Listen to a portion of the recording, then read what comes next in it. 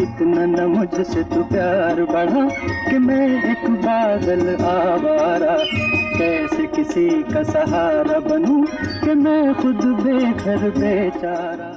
तो जी हाँ दोस्तों, आज हम बात करेंगे अपने handsome and legendary Balraj Dutt के बारे में, यानी कि सुनील दत्त। इन्होंने फिल्मों में आते ही अपना नाम सुनील दत्त रख लिया था। दत्त साहब के फादर का नाम था दीवान रघुनाथ दत्त और वालदा का नाम था कुलवंत देवी दत्त। दत्त साहब की उम्र 5 साल की थी जब इनके वालिद का इंतकाल हो गया और इनका ताल्लुक एक जमींदार घराने से था। दत्त साहब की पैदाइश 6 जून 1929 नाकाखट पंजाब झेलम डिस्ट्रिक्ट में हुआ, जो कि आज पाकिस्तान का एक हिस्सा है। पाकिस्तान और हिंदुस्तान की सेपरेशन के दौरान दत्त साहब 18 साल के थे और इसी दौरान दत्त साहब की परिवार को काफी जानी नुकसान होने के बायस दत्त साहब के फादर के दोस्त मिस्टर याकूब ने मदद की और दत्त साहब की फैमिली को नामी गांव मंडुआली, जो कि यमुना के किनारे पर था, और उन्हें वहां पहुंचाया। ये गांव डिस्ट्रिक्ट यमुनानगर, ईस्ट पंजाब, जो कि आज हरियाणा में है। बाद में वालदा कुलवंती देवी के साथ लखनऊ शिफ्ट हो गए और अमीनाबाद की गली में एक अरसा वहीं गुजारा और फिर मुंबई शिफ्ट हो गए और ग्रेजुएशन की जय हिंद कॉलेज में। ग्रेजुएशन के दौरान दत्त साहब Bombay electric supply and transport में नौकरी करते थे और उसके बाद इन्होंने एक जॉब पकड़ी। दत्त साहब एक रेडियो अनाउंसर भी रह चुके हैं। रेडियो सिलोन के लिए आपने कई कार्यक्रम पेश किए और इसी दौरान इन्होंने नरगिस जी का भी इंटरव्यू किया था। भला तब इन्हें क्या मालूम था कि आगे जाकर जिंदगी का सफर इकट्ठे तय करेंगे। 1955 में दत्त साहब को ब्रेक मिला फिल्म रेलवे प्लेटफॉर्म में। इसी दौरान दत्त साहब ने अपना आखिरी शो होस्ट किया था, लिप्टन की महफिल ऑन रेडियो सिलोन। 1953 में दिलीप कुमार की फिल्म की कवरेज के दौरान दत्त साहब के हिदायतकार सेगल से मुलाकात की, जिन्होंने इनकी शख्सियत और आवाज से मुतासिर होकर अपने आने वाली फिल्म के किरदार की पेशकश की। उस वक्त के जाने माने अदाकार बलराज सानी के साथ नाम की अदला बदली से बचने के लिए सहगल साहब ने दत्त साहब के लिए नया स्क्रीन नाम सुनील दत्त पेश किया, जिनका नाम असल में बलराज दत्त था।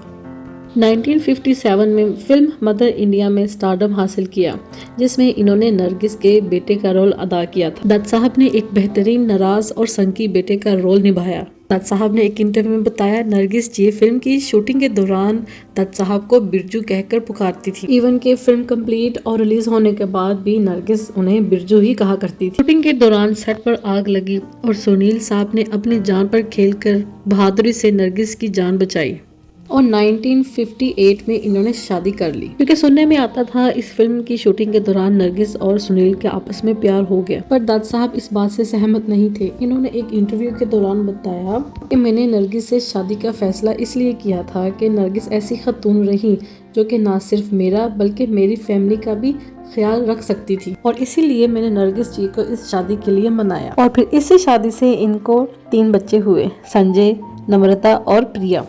और फिर 1981 में सुनील दत्त ने संजय की फिल्म को डायरेक्ट किया और संजू को लॉन्च भी किया। इसी फिल्म की प्रीमियर के दौरान नरगिस की डेथ हुई कैंसर की वजह से। इनकी बेटी प्रिया एक सोशल वर्कर थी और इनकी दूसरी बेटी नम्रता दत्त, जिन्होंने राजेंद्र कुमार के बेटे कुमार गौरव से शादी की। राजेंद्र और सुनील साहब, जो कि मदर इंडिया में को-स्टार रह चुके थे। आते हैं इनकी फिल्म करियर की तरफ, तो शादी के बाद दत्त साहब की ऐसी किस्मत खुली कि आहिस्ता आहिस्ता कामयाबी की तरफ आ गए। नरगिस तो शादी से पहले ही बहुत बड़ी स्टार थी। दत्त साहब ने हर तरह का रोल बखूबी से निभाया, चाहे वो कॉमेडी हो या सीरियस एक्टिंग। 1950 और 60 में सुनील दत्त साहब ने हिट फिल्में दी, जैसे कि साधना, सुजाता, गुमराह, खानदान, मुझे जीने दो और पड़ोसन तो कोई बोल ही नहीं सकता, जिसमें किशोर कुमार का गाना है मेरे सामने वाली खिड़की में। मेरे सामने वाली खिड़की में एक चांद का टुकड़ा रहता है। और इन्हीं वक्तों में दत्त साहब और बी आर चोपड़ा के साथ जोड़ी खूब जमी, चाहे वो फिल्म हमराज, गुमराह या फिर मल्टी स्टारर फिल्म वक्त। 1968 में दत्त साहब पद्मश्री से भी नवाजे की और 1968 में ही दत्त साहब ने फिल्में प्रोड्यूस करनी शुरू की। पहली फिल्म बनाई मन का मीत। इसी फिल्म में इन्होंने अपने छोटे भाई सोम दत्त को ब्रेक दिया और इसी फिल्म में विनोद खन्ना को एज अ विलन ब्रेक मिला और फिल्म रेशमा और शेरा बनाई और अमिताभ को भी इन्होंने ही चांस दिया, क्योंकि बॉक्स ऑफिस में बहुत बुरी तरह फेल हो गई। इसी वजह से बहुत परेशानियों का सामना करना पड़ा। काम कम होने की वजह से लोगों की दी गई राय पर अमल नहीं किया कि सुनील साहब आप भी अब करेक्टर रोल निभाया करें, बल्कि अपने इरादों पर डटे रहे। और फिर फिल्म आई प्राण जाए पर वचन ना जाए, नागिन, जानी दुश्मन। एक बार फिर सुनील दत्त ने साबित कर दिया, इरादे पक्के हों तो कामयाबी आपके कदम छू ही लेती है। 1984 में दत्त साहब की जिंदगी में एक नया मोड़ आया जब इन्होंने ज्वाइन की कांग्रेस पार्टी और बने member of parliament. Government of India ने इन्हें पद्मश्री से भी नवाजा। एक तरफ इनका पॉलिटिकल करियर चल रहा था और दूसरी तरफ फिल्में भी कर रहे थे, जैसे कि परंपरा के क्षत्रिय। 1995 में दत्त साहब को लाइफ टाइम अचीवमेंट अवार्ड से भी नवाजा गया।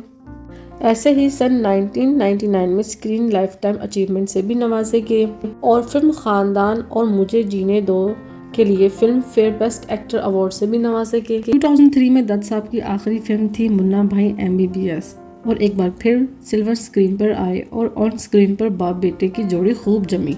संजू बाबा बताते हैं कि एक सीन पापा के साथ हमेशा याद रहेगा। संजय दत्त एक इंटरव्यू में बताते हैं, जादू की जप्पी देने वाले सीन के बाद जब डायरेक्टर ने कट बोला, ना डैड ने सुना ना मैंने, हम दोनों रियल में रोए क्योंकि बरसों बाद बाप बेटे गले जो मिले थे। जैसे सुनील दत्त ने फिल्मों में एक मुकाम बनाया, वैसे ही पॉलिटिक्स में भी बनाया। दत्त साहब ने हमेशा जनता की सेवा ही की है, चाहे अभिनेता के रूप में या फिर नेता। 25 मई 2015 में हार्ट अटैक की वजह से जिंदगी की आखिरी सांसें ली और एक हैंडसम एक्टर और एक ब्रिलियंट डायरेक्टर, प्रोड्यूसर और सबसे बढ़कर एक सपोर्टिंग बाप इस दुनिया से चले गए, अपनी बहुत सी हंसाने, रुलाने और सुहानी यादों को छोड़कर। दत्त साहब आज भी सबके दिलों पर राज करते हैं क्योंकि वो खुद एक बहुत बड़ा दिल रखते थे और एक बड़े दिल के मालिक थे। मैं उम्मीद करती हूँ आपको मेरी वीडियो अच्छी लगी होगी, तो please don't forget to subscribe and see you in my next video.